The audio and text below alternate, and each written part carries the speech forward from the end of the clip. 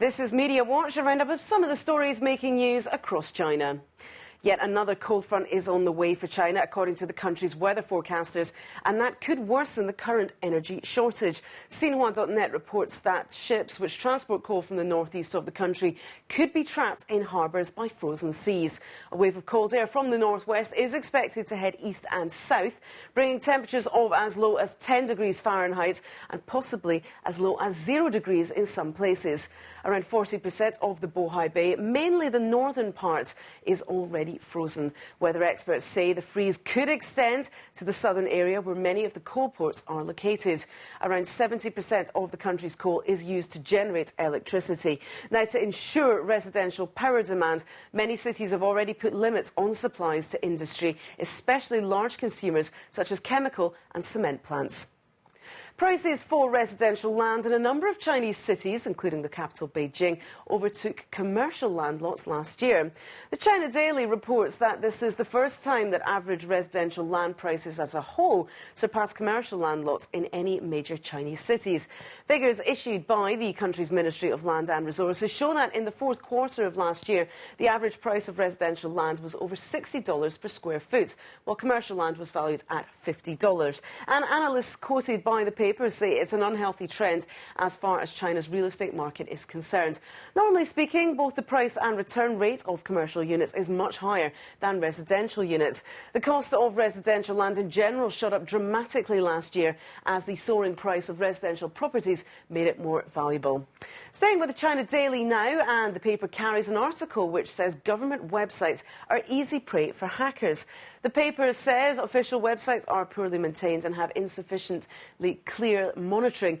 It cites figures from the National Internet Emergency Centre, which is part of the Ministry of Industry and Information Technology. These show that 178 government websites were attacked on the 4 days between January 4th and 7th this year alone. The article says such attacks include organised malicious attacks, individuals hacking for thrills, and those who feel they've been victimised by the organisations and want to draw attention to their cases. And even China's secure bodies are not immune. Earlier this month, a website belonging to the Institute of Forensic Science, part of the Ministry of Public Security, was hit by hackers who removed original content and excerpted computer code.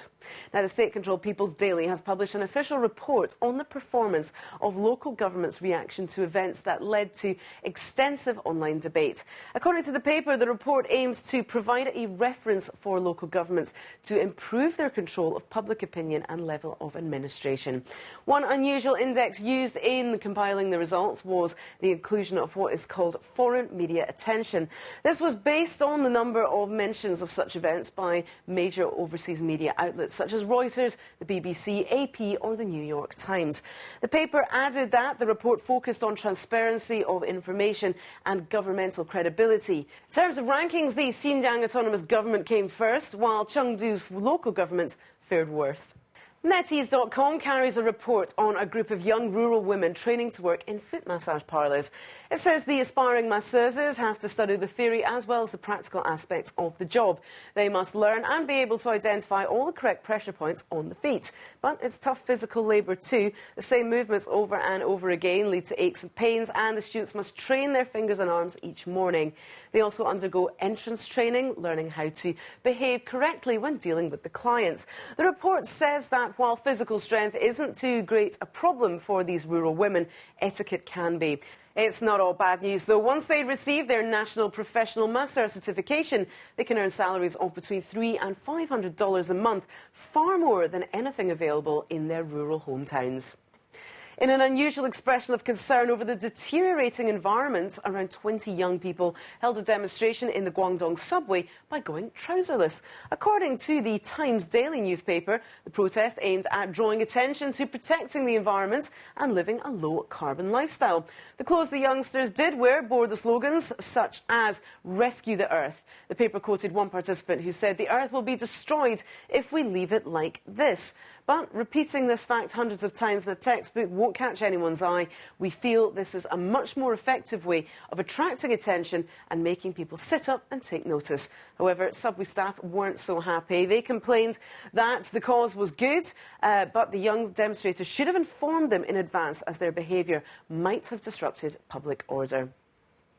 As life gets ever faster and time becomes more and more important, the number of rapid courier services is growing. But Sohu.com reports on a curious reversal of this trend. A company in the northeastern city of Shenyang calling itself Snail Slow Deliveries. Its selling point, taking its time to deliver letters and parcels, has attracted plenty of attention.